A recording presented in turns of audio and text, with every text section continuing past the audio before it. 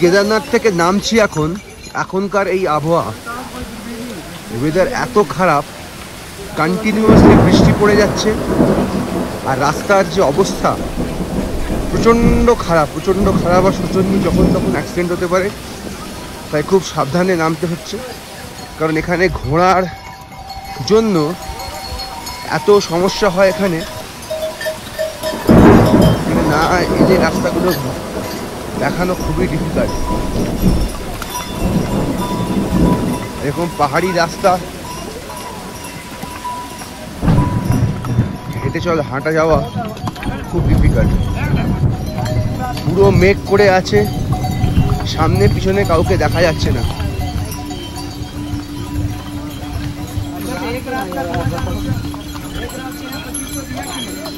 এই হচ্ছে অবস্থা।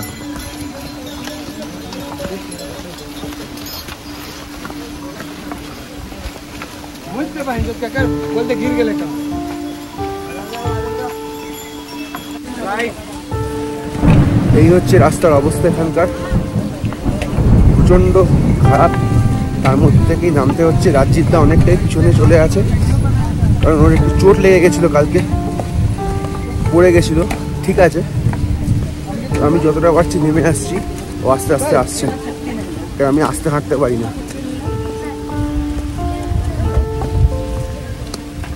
এই হচ্ছে এখানকার সিচুয়েশন এখন।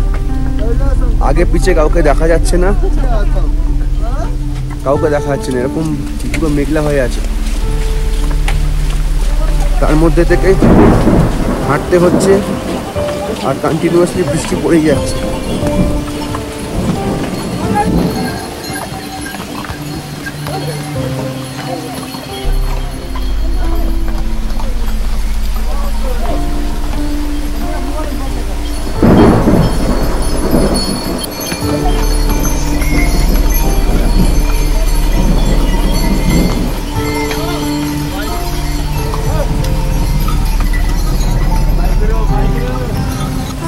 এত জোরে বৃষ্টি পড়ছে যে যাওয়াই যাচ্ছে না।